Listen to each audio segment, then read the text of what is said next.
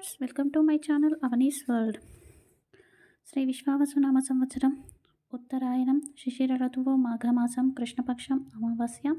ఈరోజు మంగళవారం. ధనిష్ట నక్షత్రం అండి. పార్వతీ నక్షత్రం, శక్తి నక్షత్రం. ఈరోజు అమ్మవారి నామాన్ని జపించడం వలన సమస్తమైన మంగళాలు కలుగుతాయి, శుభం చేకూరుతుంది. మహాశివరాత్రి రోజు అమ్మవారు పార్వతీ పరమేశ్వరులు కలిసిన తర్వాత వచ్చే మొదటి అమావాస్య చాలా విశేషం. ఈరోజు అమ్మవారు చాలా ప్రేమతో ఉంటారు. మనము భక్తి శ్రద్ధలతో ప్రేమతో అమ్మవారిని పూజిస్తే ఖచ్చితంగా వారి సంకల్పాలను అస్తు అని తీరుస్తారు.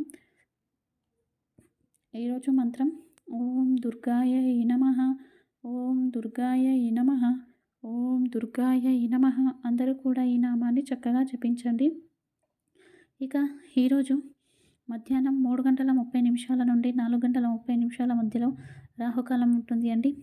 ఈ కాలంలో శక్తి టెంపుల్ అంటే దుర్గా అమ్మవారు కానీ, చాముండి అమ్మవారు కానీ, ఏదైనా దీపాలు వెలిగించే శక్తి టెంపుల్కి వెళ్ళి అక్కడ నిమ్మకాయ దీపాన్ని వెలిగించి రండి. ఎక్కడైతే దీపాలు వెలిగించే స్థలం దేవాలయంలో ఉంటుందో అక్కడ చాలా పాజిటివ్ ఎనర్జీ ఉంటుంది, బయో ఎనర్జీ ఎక్కువగా ఉంటుంది. ఆ చుట్టుపక్కల 8 కిలోమీటర్ల వరకు కూడా పాజిటివ్ ఎనర్జీ అనేది ఆకర్షించబడుతుంది. ఇక అమావాస్య గడియలు 5:30కు ముగుస్తున్నాయి కాబట్టి ఈ రాహుకాలంలో నిమ్మపండును కట్ చేసి, ఇంట్లో కట్ చేయకండి, నిమ్మపండును దేవాలయానికి తీసుకెళ్ళాలి. అయితే దేవాలయంలో కట్ చేసే ముందు ఇంట్లోనే నిమ్మపండును చేతిలో పట్టుకొని మీ సంకల్పం ఏదైతే ఉందో అది తలుచుకొని దుర్గా స్తోత్రాన్ని కానీ, దుర్గా కవచాన్ని కానీ పారాయణ చేయండి. తదుపరి అమ్మవారికి, అమ్మ నీకు నేను నిమ్మపండు దీపాన్ని పెడుతున్నాను, నన్ను ఈ కష్టం నుంచి బయటపడేయి, నాకు శత్రు బాధలను తొలగింపో చెయ్యి అని వేడుకోండి. అదేవిధంగా చాలా కాలం నుంచి ఏవైనా పెండింగ్ పనులు ఉంటే అవి జరగకుంటే వాటిని గురించి కూడా అనుకోండి.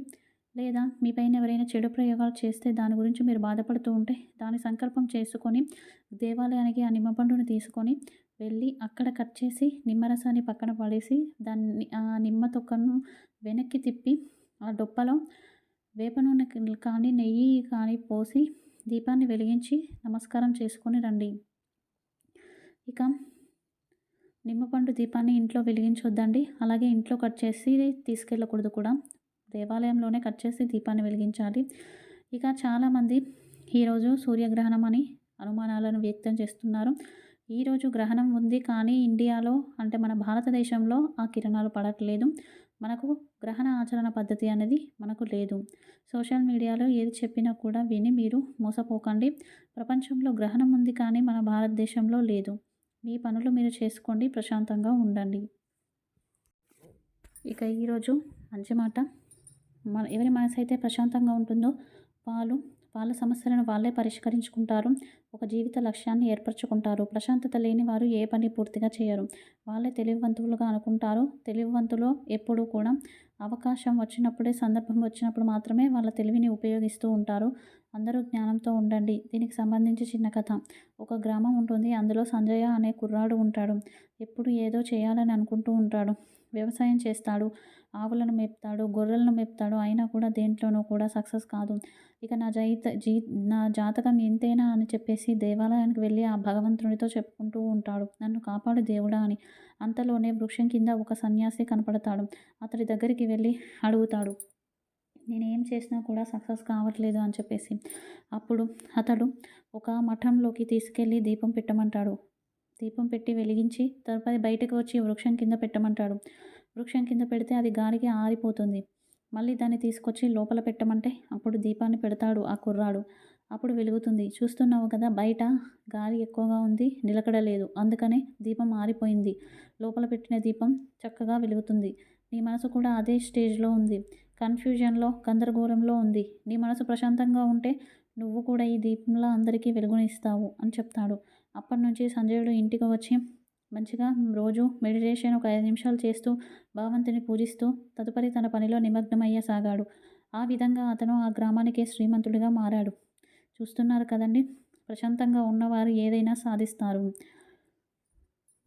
ఇక ఈరోజు నిత్య నక్షత్రం ధనిష్ట నక్షత్రం, అశ్విని మఖ మూల నక్షత్రం వారికి ప్రత్యక్తార, భరణి పుబ్బ పూర్వాషాఢ నక్షత్రం వారికి క్షేమతార, కృతిక ఉత్తరాషాఢ నక్షత్రం వారికి విపత్తార, రోహిణి హస్త శ్రవణ నక్షత్రం వారికి సంపద తార, మృగశిర చిత్త ధనిష్ట నక్షత్రం వారికి జన్మతార, ఆరుద్ర స్వాతి శతభిష నక్షత్రం వారికి పరమ మిత్రతార, పునర్వసు విశాఖ పూర్వభద్ర నక్షత్రం వారికి మిత్రతార, పుష్యమి అనురాధ ఉత్తరభద్ర నక్షత్రం వారికి నైదనతార, ఆశ్లేష జ్యేష్ఠ రేవతి నక్షత్రం వారికి సాధకతార. ఇక ఈరోజు నిత్య పరిష్కారంలో భాగంగా చాలామంది ముహూర్త బలం చూస్తూ ఉంటారు. దానికి చాలా శక్తి ఉంటుంది. అదేవిధంగా శకునాలు కూడా చూస్తూ ఉంటారు. ఇక ఇంట్లో పిల్లని పెంచుకోవడం శుభమా అశుభమా అని అడుగుతున్నారు. అవిభక్త కుటుంబం అని ఉంటారు. అవిభక్త కుటుంబం అంటే ఎవరైతే పెట్స్ని పెంచుతారో, పెంపుడు జీవులను, కుక్కను, ఆవును, లేదంటే పక్షుల్ని, పిల్లులను, అవి కూడా కుటుంబ సభ్యులుగా భావించబడడం అవిభక్త కుటుంబం. అయితే పిల్లి పేరు మార్జాల ఋషి అని ఉంటుంది. పిల్లి శరీరం పైన ఉన్న వెంట్రుకలు ఆహారంలో పడితే అది దేవుడికి నైవేద్యంగా పెట్టడానికి వీలు పడదు. అదేవిధంగా అతిథులకు భోజనంగా వడ్డించకూడదు కూడా అని చెప్పేసి మనకు సంప్రదాయంలో ఉంది. అలాగే నిత్యము అగ్నిహోత్రులు ఇంట్లో పిల్లి పెంచుకోరు. పిల్లుల్ని పెంచవద్దు అని చెప్పేసి ఏ శాస్త్రంలో కూడా లేదు అండి. పిల్లులు ఇంట్లో ఉంటే ఎలుకలు, సర్పాలు రావు, శుభ్రత్వాన్ని పెంచుతుంది. కానీ శకునాలు చూస్తారు పిల్లి ఎదురొస్తే మంచిది కాదు అని చెప్పేసి. మనం ఇంట్లో పెంచుకున్న పిల్లి ఎదురొచ్చినా ఏమీ నష్టం లేదండి. మనం ఎప్పుడైతే బయటకు వెళ్తామో అప్పుడు దారిలో ఎదురొచ్చే పిల్లి శకునాన్ని మాత్రమే మనం పట్టించుకోవాలి. ఇక రేపు ఉదయం పాటించవలసిన పూజ అండి. రేపు బుధవారం ఫాల్గుణ మాసం. రేపు నారాయణుడు ముందు నెయ్యి దీపాలను వెలిగించి తులసి అర్చన చేసి విష్ణు సహస్రనామాన్ని పారాయణ చేయండి. చదవడం రానివారు ఓం లక్ష్మీనారాయణ నమః అనే నామాన్ని జపించడం వలన లక్ష్మీనారాయణుల అనుగ్రహం మనపై ఉంటుంది. ఇక ఈరోజు యోగక్షేమం అండి. ఈరోజు సాయంత్రం పార్వతీ పరమేశ్వర్ల ముందు నెయ్యి దీపాన్ని వెలిగించి అర్ధనారీశ్వర స్తోత్రాన్ని పారాయణ చేయడం వలన వివాహం లేని వారికి వివాహ యోగము, అలాగే భార్యాభర్తల మధ్య సఖ్యత చేకూరుతుంది.